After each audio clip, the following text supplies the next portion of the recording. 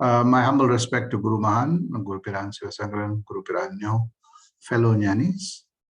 The last class I spoke about light, what Swamiji calls the great causal sphere. I went into details on what light was and the interlinkages between this fourth principle and the first, second, and third principle. I want to go a little bit more. I had some interesting insights into the light in more detail, and this is related to if you see in this chapter, Swamiji speaks about the sun, and I want to go a little bit more in detail about that, and unravel some very interesting insights about the sun that we know as is, and also the sun within us, which is, spoken about in many scriptures in various religions. And also there are various, mantras and others that have given a lot of meaning to the sun. So you have sun god, you've got all kinds of description and depiction of the sun. So I want to take you through a little bit of a scientific and a spiritual discussion on the sun, as that is in this chapter. So we spoke about in the last, satsang, the link between I, energy, thought, light, and the entire universe. And Swamiji says that the formless form of I is fire or light. And I spoke the last time of how the light is essentially, electromagnetic wave. We have photons and so on. That's very, we can refer back to the previous satsang. But I want to focus today on what is the sun, right? And in all of us, there's one sun in our solar system, but there are millions and billions of suns across the universe. And the suns come from the Big Bang, the crucible of the Big Bang, that have, the primordial atom that gave rise to everything in this universe. And sun is a very important, entity in our solar system. And it's got a lot of, relationship between the sun, the universe, including our body, our mind, our spiritual state. So here Swamiji says that the sun, the form of the sun does not exist either as an isolated body, or he says that here, or as many, it's all one whole confluence, and you've got to see everything as a continuum. And he says that the original causative creative fire appears as smaller or bigger. So you've got, not only the sun is so big, but it started from the Big Bang, and that gave rise to everything in the universe. So the power it had was immense. But it started getting imprinted in every facet of our universe. So we have quasars, galaxies, stars. In our Milky Way galaxy, you see that sun is a very important component. And then around the sun, you have a lot of planets. And as you go deeper into the planets, you'll see that the imprint of the sun is there in the core. And interestingly, that you see that on our Earth, we have a core that looks fiery like the sun, and also emanates electromagnetic radiation. And as you look at all entities in this universe, including that in our Earth, all the minerals also have an imprint of that star or the sun or the light in its core DNA, including our human cells and our human being. So we see that DNA of that light is imprinted across every facet of this universe. And this is what Swamiji is saying. It comes in very big stars, and also right up to the most minutest, the most micro level, you see that imprint. So the DNA is present in everything. The DNA of that primordial atom in the form of light is present in everything. How is it that we don't see it? How is it that we don't cognize it? We see the sun outside us, but we are unable to cognize the sun within us. And this is what Mahan, in his I've Got book, he tries to describe that linkage between the primordial atom, the I, everything that is imprinted in the universe is also imprinted in all of us. And how do we, and as how the sun has got so much power, and there's some interesting characteristics of the sun, you'll see that that same characteristics is embedded in every facet of every atom and every molecule and every entity.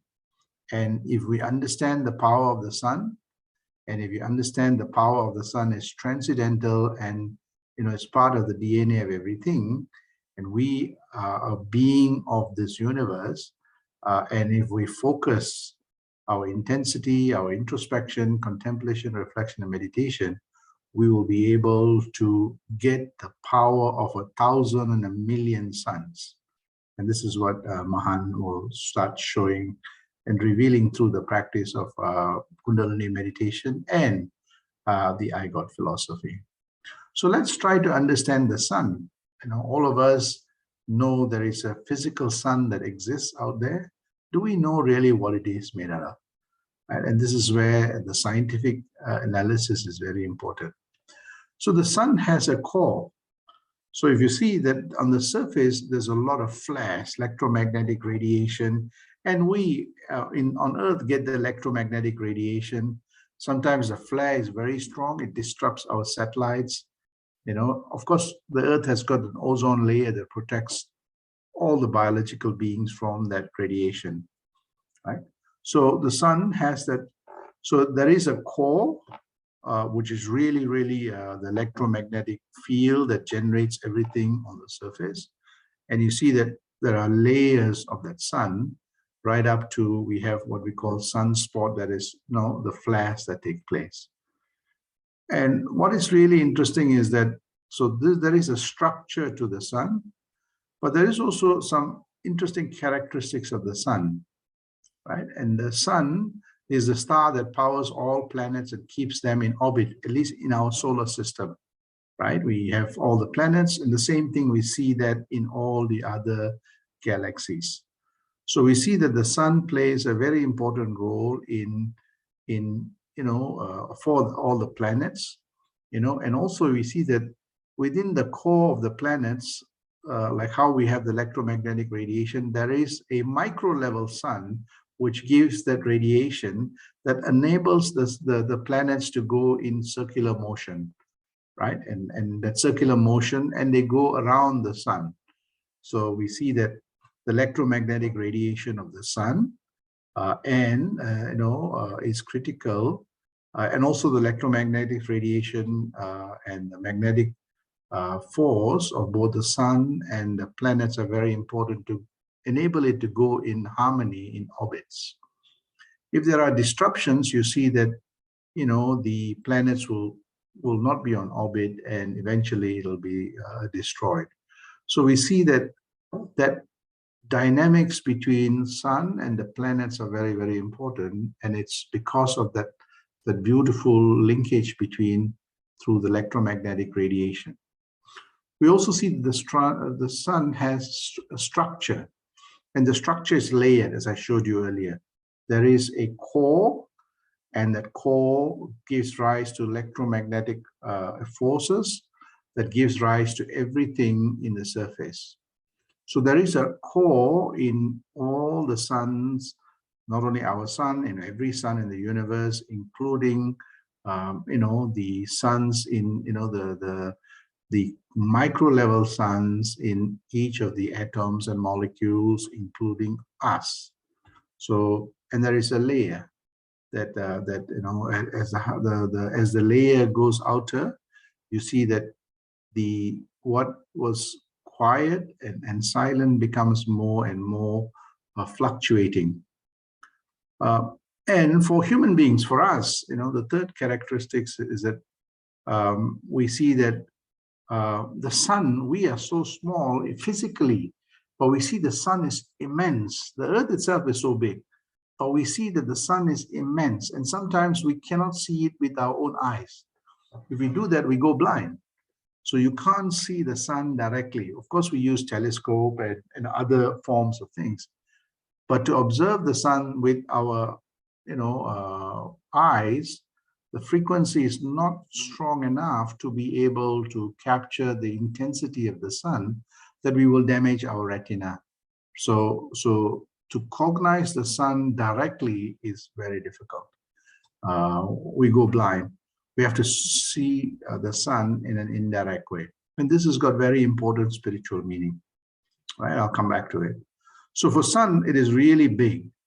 We are unable to cognize it fully in a very holistic way.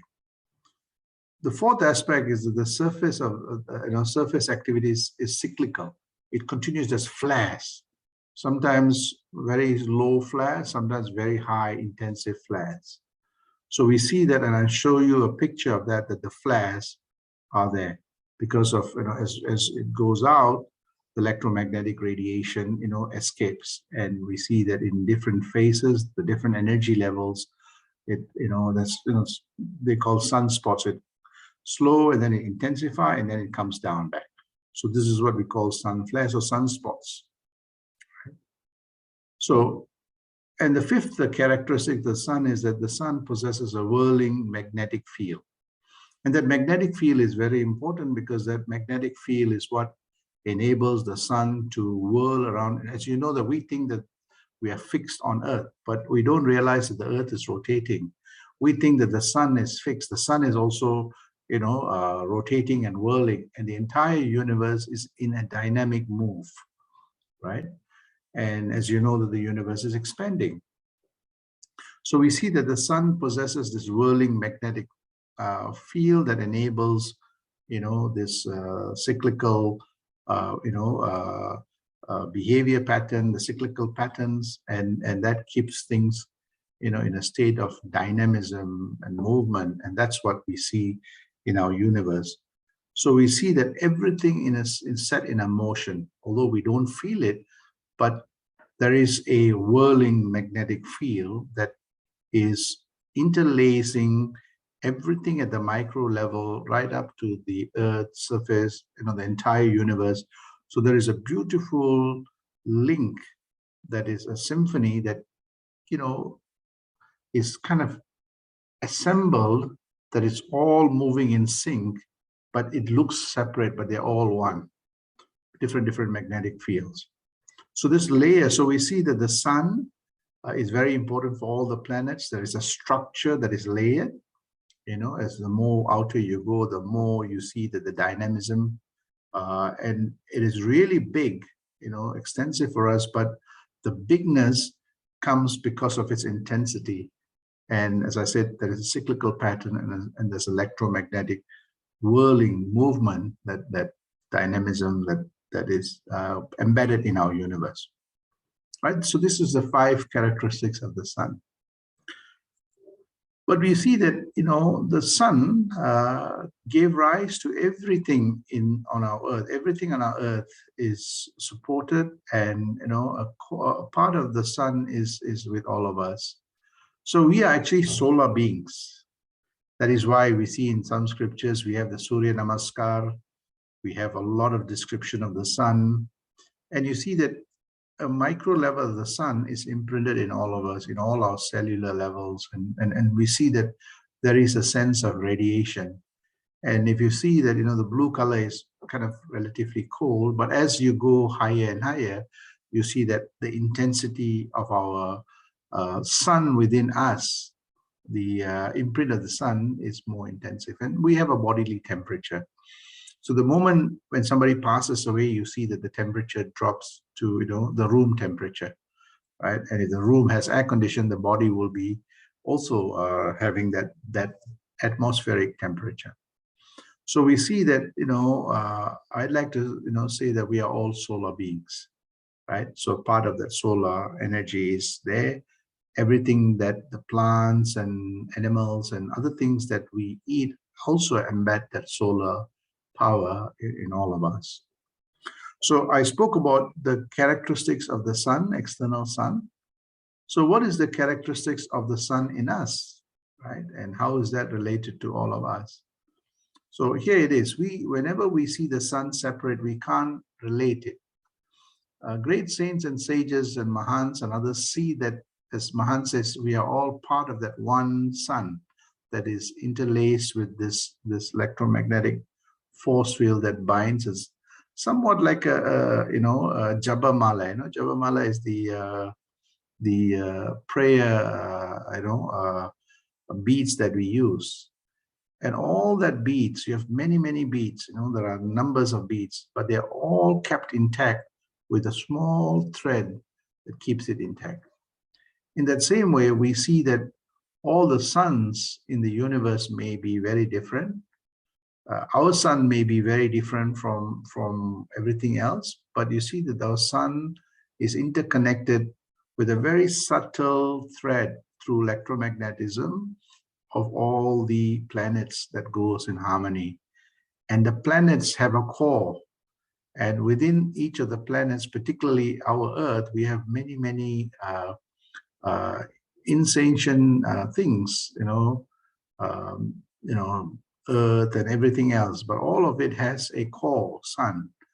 On our planet, we also have complex biological beings that depend on that minerals and other things, and the sentient beings also are powered by the sun. So we see this. So we see that within the external sun there is a core, and that sun is imprinted in all of us, and within us we have a sun. The sun in us powers all facets of our lives, as how the sun powers everything, every planet and other things. The sun in us, powers all facets of our own. You can call it planets, you can call it different states of existence, different states of consciousness. And this is beautifully discussed in the in the song called the Gayatri, which is the illuminator, right? So we see that the illumination from all of us, which we call consciousness or big I, all that refers to this sun. And we see that it powers all facets of our lives. If this sun is not there, life would not be meaningful at all. And the structure of the sun in us is also layered, right? You see that there are different layers of that. As how we see in the sun, we see that there's a core that drives everything.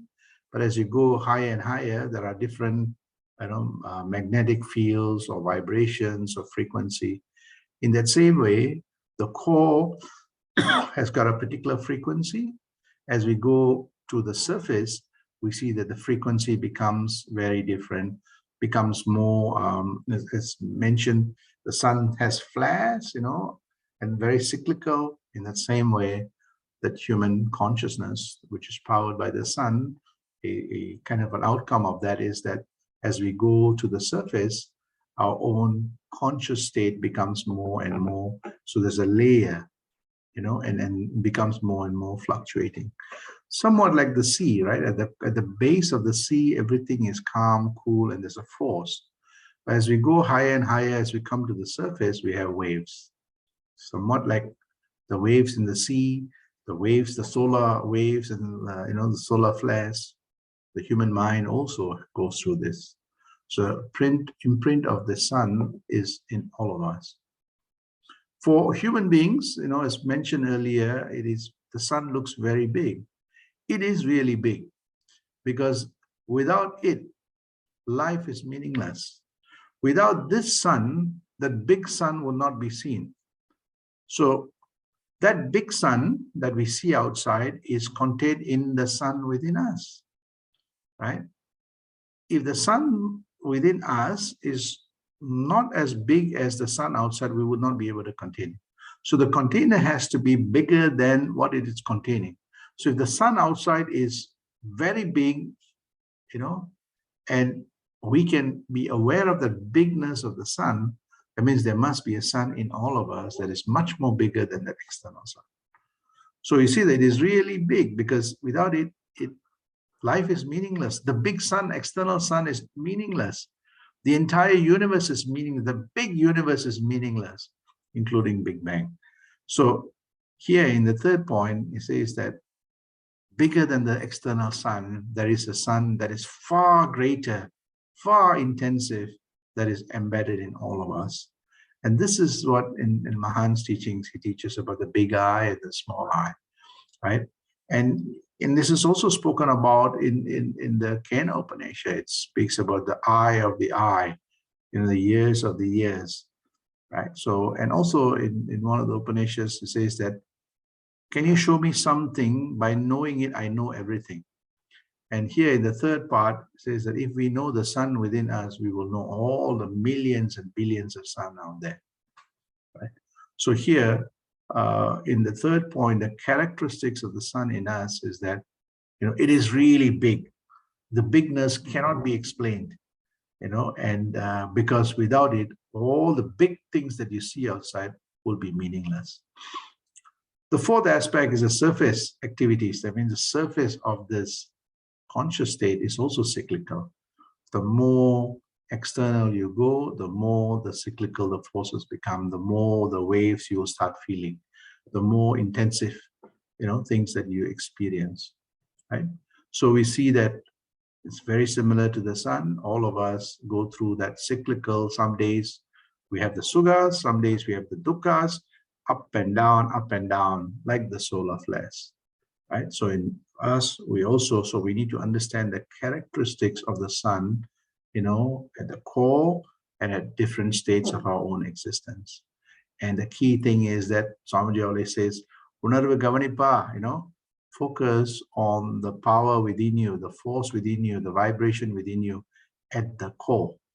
And you see in many of Mahan's speeches, he says that, and I'll come back to how he makes reference to the big eye, which is the sun within us. And the fifth aspect is that sun in us possess a whirling magnetic field. So that is what, this big eye gives us, the electromagnetic field, the vibration that gives rise to everything, our biological being, our conscious state, and so on. This is what is referred to as the life force. The life force is nothing but the sun, that spiritual sun, the being, that imprint that is manifesting in this material universe, in everything in this material universe, including our biological body.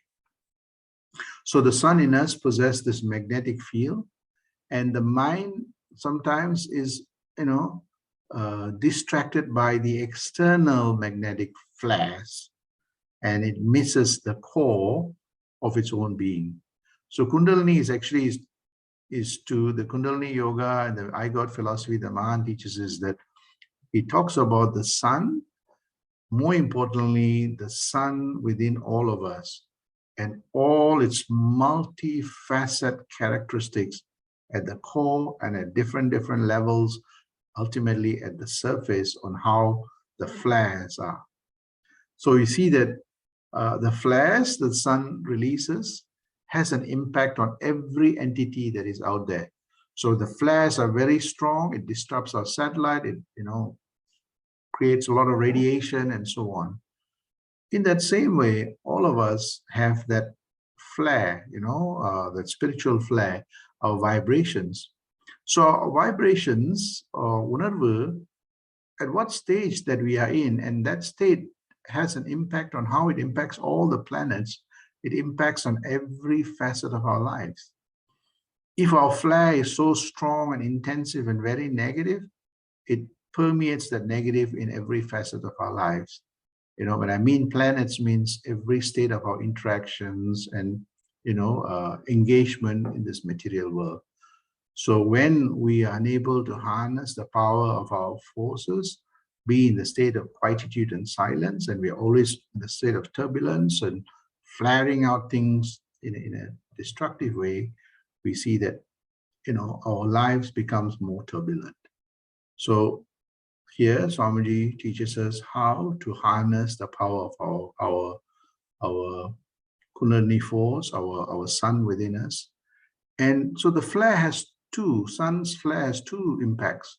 One, it can destroy planets, it can destroy satellite, it can cause a lot of harm. But the sun's flare is also very important because it also nourishes, it also gives life, it also has the positive element. Like how the sun has. Without the sun, nothing exists. There's no harmony in the planets, the movements and the orbits. We on Earth, without the sun, we would not be able to live, because the sun is the source of vitamin D, it's source of food, source of everything. So it's got the positive aspect and also it's got the negative aspect. So when we are releasing the flares, our vibrations and our thoughts and our experiences, you see, we see that, we have the power to create a destructive life, or we have a power to create an inspirational, awesome, and very developmental, creative life.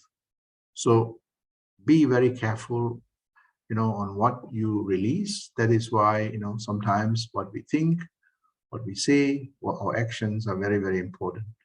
If you're able to harness the power of the sun within us, if you're able to use it properly, you see that our lives become like the sun. It illumines us. Every day becomes a deeper holy day. The light within us shows the path of enlightenment. Deepavali, I think I gave you all the discussion. So in the same way, the sun has got the positive aspects and also the challenging aspects. So there's 5 characteristics that the sun possesses, we too possess. If we learn to master the sun within us, we learn to master the forces within us and the forces around us and the forces that make us who we are. And you see that life becomes really powerful, universal, inspirational, and we become one. We don't see ourselves separate. We are actually one with everything in this universe.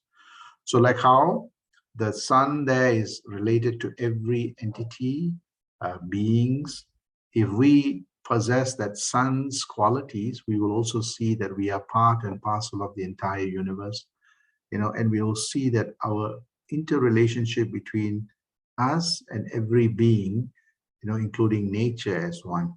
So we become more nature-centric, and we unlock the natural talent in all of us. And another important quality of the sun is that the sun is truly, in the sense of divine. It doesn't take a day off, or it doesn't stop one day and say, look, today I'm going to take a holiday, or today I'm going to do this. So that is an interesting quality of the sun, right? Can you imagine one day the sun says, look, I am going to take a holiday today. I'm going to stop shining today. Can you imagine what will happen to everybody? Right? So in the same way, when we possess that quality, and similarly, the sun has another quality. Whether the water is clean or dirty, it'll shine the same way. Whether someone is a saint or a sinner, it gives the same intensity of energy, right, to nourish and nurture and develop others. So when we truly understand the characteristics and the quality of the sun, we see that we also start possessing similar universal qualities, divine qualities of the sun. Because the DNA of the sun is imprinted in us. So you see Mahans and others, that's why we say Mahan. Mahan means somebody who is universal or very, very, Maha means the, greatness. So they possess the greatness of the sun and all those things that, they are liberally, providing that knowledge and vibrations. And like how Mahan is the Jnana Vallal, So when we understand the sun, when the sun becomes core to our being, when we understand all the characteristics of the sun and it becomes, wedded and welded to our consciousness of what we are, who we are, we start permeating and standing up majestically, as the sun without any worry, with so much courage, so much intensity, illuminating ourselves and others around us. Without the sun, we have pitch darkness. We won't be able to cognize things. In the same way, without the sun within us, we will be in a state of ignorance. So the sun is the illuminator. It's got the power to generate everything that we want to create an awesome and inspirational life. And this is what I have acquired from this great master's teaching on the sun that illumines us and gives us illumination of everything that is there in the universe. Sandoshan.